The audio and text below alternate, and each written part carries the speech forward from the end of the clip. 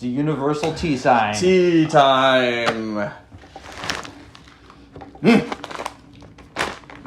We are drinking some Taiwanese Oolong today.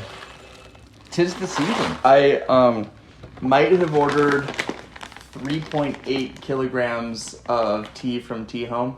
Also known as 3.8 kilos. Keys. Yeah. Yeah. I'm bartering. I'm slanging keys these days. And today we're gonna be trying the Dongding. This looks like a very green Dongding. From TeaHome. Looking forward to it. Yeah, we'll be trying 0.005 kilos of Dongding. Yeah. I wonder. Anyway. Yes, that is pretty much exactly right. But yeah, no, I'm looking forward to this. It smelled, to me, the actual leaves themselves smelled super creamy. Yeah. And you just got this, right? So you have not even tried this. Right. I have not even tried this. So this is going to be a live tasting. Get our reaction.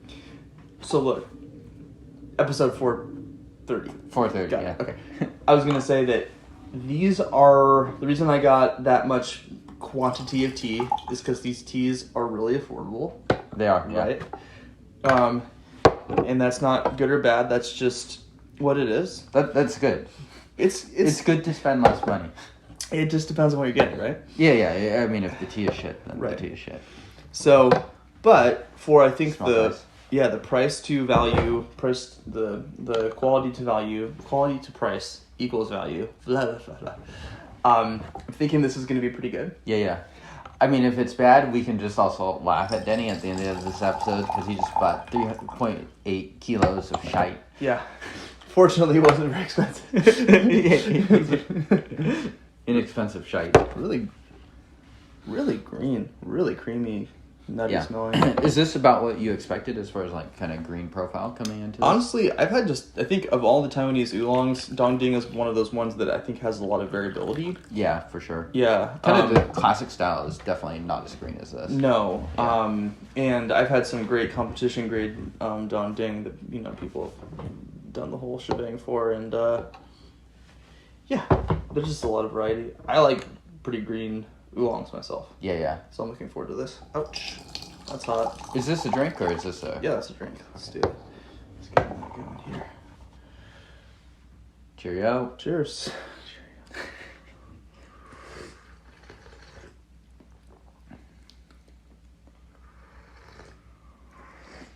Nice, basic, kind of like floral, almost corn sweetness to this. Yeah. I smelled that, and then I'm tasting a little bit too. Totally. Still quite verdant, flowery. Yeah. Pleasant, creamy, a little bit. Yeah. Nutty. Drinking this on a pretty warm Seattle summer day, and warm is just in the 70s, so pretty ideal, I'd say, for that weather. Yeah, this is great. Yeah, these teas really remind me of like back when we were just getting into tea, or you were showing me around Chinatown and tea shops and going to Lydia's shop. Yep. Seattle Best Tea, which I think is something else now. And just chomping down some Alishan, which is not the same as Dongding, but it's a very similar style to this. For sure. Yeah. Yep. Yeah, this is a very comfortable and nostalgic category for me, for sure. I think that it was probably, I'm forgetting his name, Garrett at the Teacup. It's Garrett, right?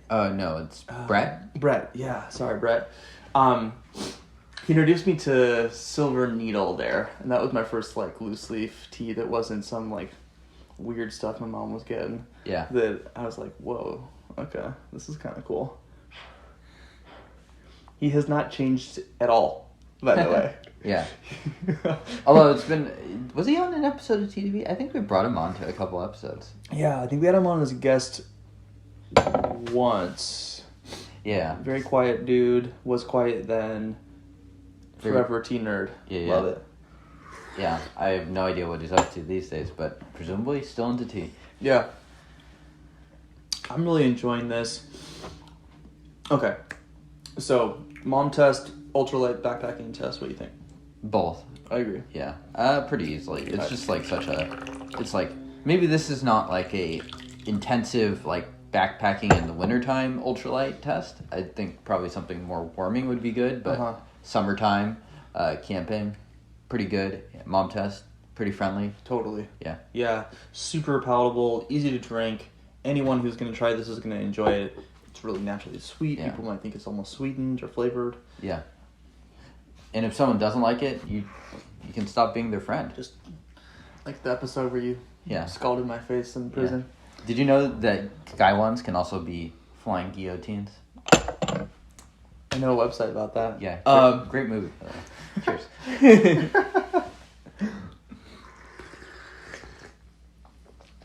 Just really creamy. It really tastes exactly like it smells, honestly. Totally agree.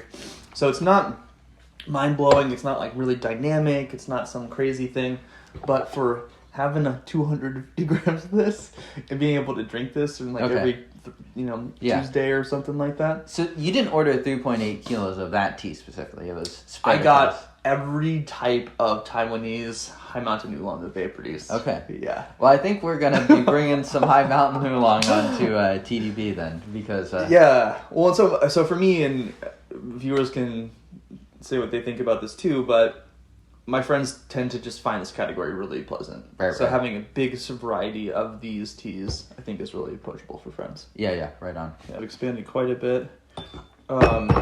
And for these kinds of teas in the summertime, I won't even steep this to completion. I'll do 4 or 5 steepings, throw it in a pitcher of water, have it cold brew later on. Yeah, cold brew. Do some yard work and go drink some tea afterwards. So good. Nice. Yeah. And yeah, I find these teas really hydrating. They're even though it's warming, even though I'm warm, I find them to be kind of a cooling tea overall. Yeah, for me too. I mean, it's very refreshing. I feel like this suits the weather more than ripe, even though I'm still totally drinking ripe at this time of year. Yeah. But, yeah. Ripe in the morning, this in the afternoon. Yeah, there you go. Salute.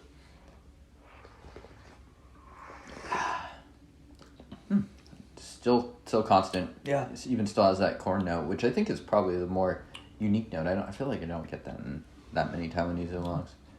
Yeah. Really pleasant, really consistent. I think this tastes great. Yeah. Again, this is a daily drinker, more of a daily drinker style. For sure, yeah. But really good. So TeaHome, the website, and all this, it's a little bit of a... Yeah. And which tea is this, to be specific? It's a Dongding. It's a Dongding. Known as Tongting on their site. It's the Lugu High Mountain Green Tongting, but actually on the website, they label it as Dongding. Okay. For some reason, the label itself says Tongting. Yeah. I mean, it's different romanizations of the same thing. Yeah. And no idea how much this is, to be honest with you, in terms of price. Probably cheap. Really affordable. Yeah. Under $25. Yeah. So that's a ton of tea. Right. This is really tasty. $25 is like their high end 150 grams. It's still really good. And that's probably with shipping and all that crap. Yeah, exactly. So, gosh, I would, more to report, of course, but I've really enjoyed the teas from TeaHome so far. Nothing wrong with finding a great supplier, quality, and pretty affordable pricing. Yep. So, check them out. Check out tdb.ort if you want to subscribe. And if you don't, we're going to do this a lot. Yeah. I don't know. You don't actually have to subscribe. Anything else? What else do we do on the show? Some stuff. Episode 430 was released. We'll get to 420 at some point.